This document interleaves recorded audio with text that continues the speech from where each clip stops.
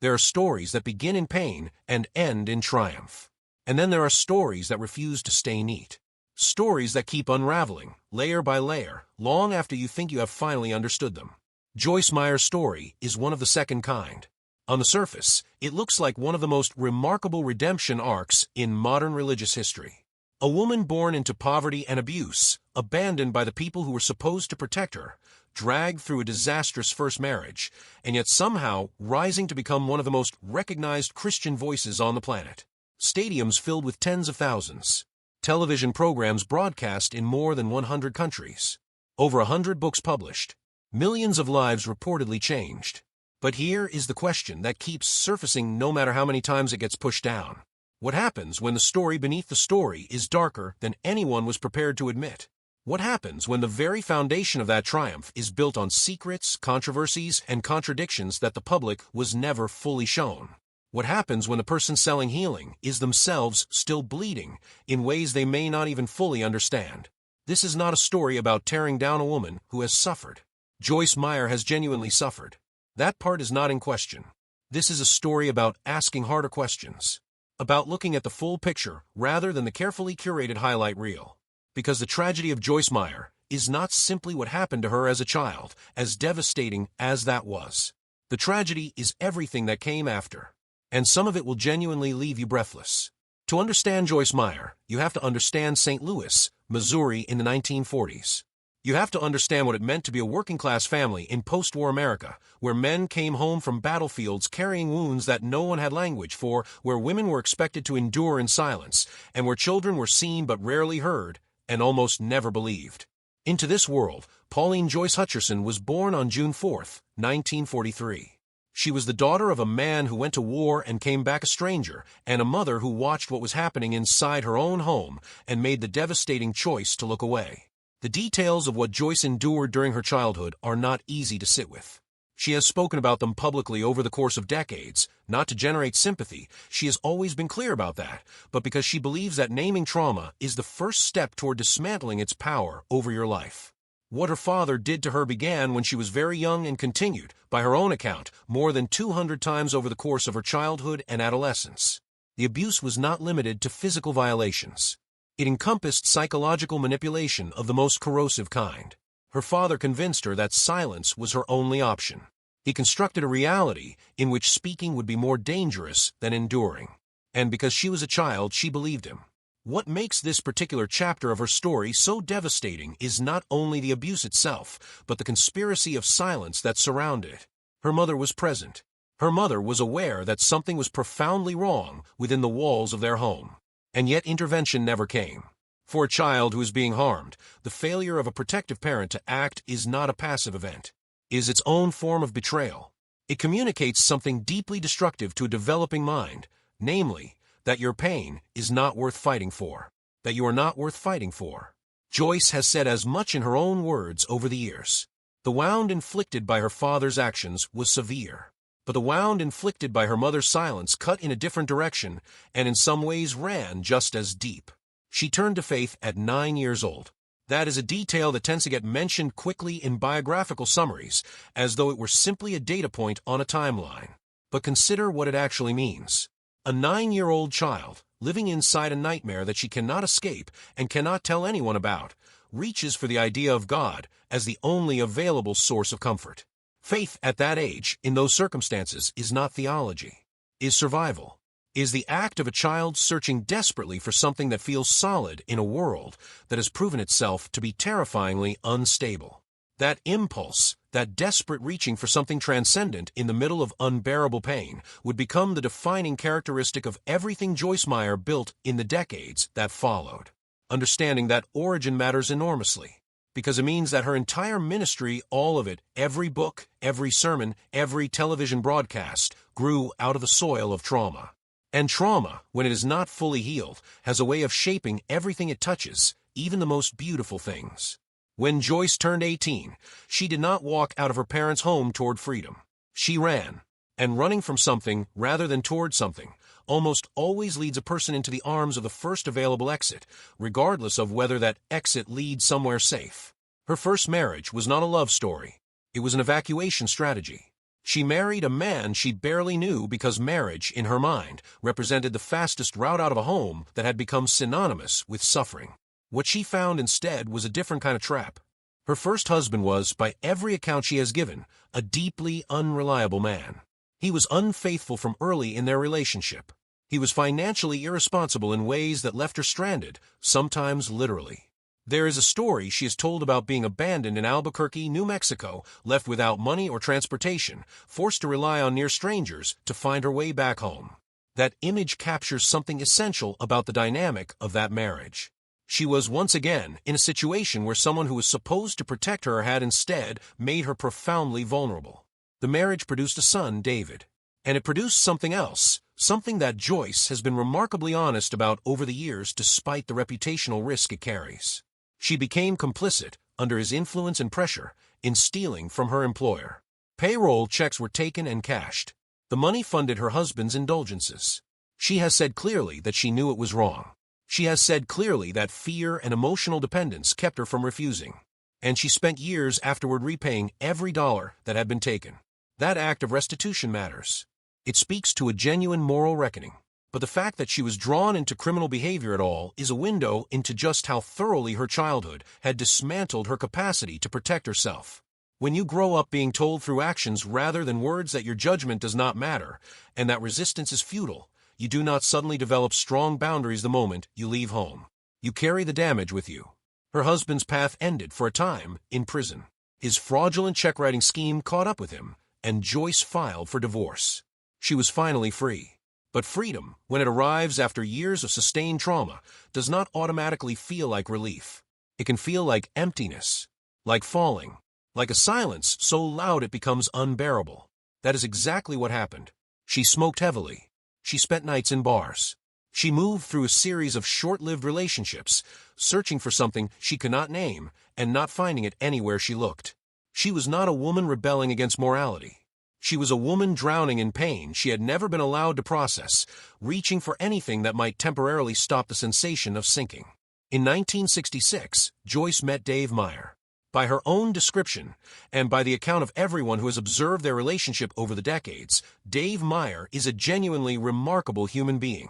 Not because he is perfect, but because of what he chose to do in the face of someone who, by her own admission, was extraordinarily difficult to be married to in the early years.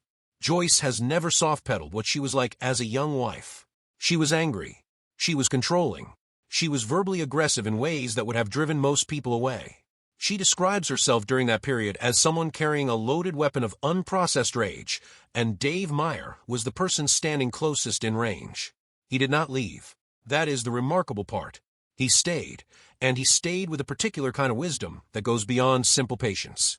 At a critical moment in their marriage, when Joyce's emotional turbulence had pushed things to a breaking point, Dave told her something that she has quoted many times since because it landed with the force of an unexpected truth. He told her that he had tried everything he knew to make her happy. He told her it was clear she was determined to be unhappy. And he told her that he was going to choose to enjoy his own life regardless. That statement, coming from a place of exhaustion rather than cruelty, functioned like a mirror. It forced Joyce to see herself from the outside for one of the first times in her life. It cracked something open. Their marriage survived. More than survived. It became the stable ground from which everything else in her life eventually grew. Together they raised 4 children. They built something lasting. But it would be dishonest to present that stability as simply a product of love and determination. It was also a product of Joyce's genuine engagement with faith as a transformative force, and that engagement was catalyzed by a specific experience she describes as the turning point of her entire adult life. In February of 1976, Joyce Meyer was driving home from a routine appointment when something happened that she has spent nearly 5 decades trying to describe accurately. She was not in a church. She was not in a moment of structured prayer. She was in a car, tired and emotionally hollow, crying out in the private language of a person who has run out of other options. And she describes what happened next as an encounter with the presence of God so immediate and so physical that it felt, in her words, like being covered in liquid love. Now, the way one responds to that kind of claim depends enormously on what one brings to it. For those within the charismatic Christian tradition, such experiences are understood as genuine and significant. For those outside that tradition, skepticism is a reasonable and honest response. What is undeniable, regardless of one's theological framework, is that something changed for Joyce Meyer in 1976. The behavioral evidence is clear. A woman who had been drifting through bars and failed relationships began organizing Bible studies for her co-workers. A woman who had spent her entire life feeling powerless began speaking with a confidence and directness that drew people toward her. A woman who had every reason to stay silent about her pain began talking about it openly, in front of strangers, in a way that others found deeply compelling. The small Bible study she started grew quickly. By 1980, she had joined a church in Fenton, Missouri, and the women's group she led in her home ballooned from a handful of people to hundreds within a matter of weeks. The church's senior pastor recognized what he was witnessing and appointed her associate pastor. It was not a conventional path. For women in most evangelical and charismatic contexts in 1980, assuming pastoral authority was not simply unusual. It was contested. Joyce navigated that tension with a combination of conviction and practical results that made it difficult for critics to dismiss her. In 1985, she launched her own radio program called Life in the Word, recording it in most unglamorous circumstances imaginable, including inside a bedroom closet in her house. The content was not polished religious performance. It was practical, emotionally honest, and deeply rooted in her own experience of suffering and survival. Listeners responded because they recognized something true in what she was saying. The program expanded. And then, in 1993, she made the move to television. The transition to television transformed the scale of Joyce Meyer's ministry in ways that are genuinely difficult to comprehend from the inside. Within a decade of launching her television program, which she eventually renamed Enjoying Everyday Life in 1998, she was broadcasting in more than 100 countries and being translated into more than 100 languages. Her books, beginning with the landmark 1995 title Battlefield of the Mind, sold in the tens of millions. She was filling stadiums. She was receiving invitations from world leaders and humanitarian organizations. By any measurable standard, she had built one of the most impactful Christian media ministries in the history of the 20th century. But empires, religious or otherwise, attract scrutiny. And the scrutiny that began gathering around Joyce Meyer Ministries in the early 2000s was serious, detailed, and in many respects fair. The first and most immediately visible issue was financial. Reports began circulating and were subsequently confirmed through financial disclosures that Joyce Meyer Ministries had spent extraordinary amounts of money on material goods and real estate. Multiple properties had been purchased through ministry funds, including Joyce's personal residence and homes reportedly provided to several of her adult children, all located within a gated community in St. Louis County. At the ministry's 158,000-square-foot headquarters, the interior furnishings told their own story. Financial disclosures documented a $30,000 antique table, a $23,000 commode described as antique, extensive spending on artwork, decorative pieces, and high-end design elements. These were not incidental purchases. They reflected a pattern.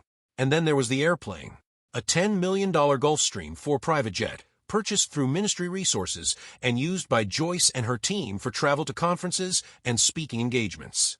Joyce's public defense of the jet was direct. She believed she was blessed, she said, and she was not going to apologize for the resources available to her.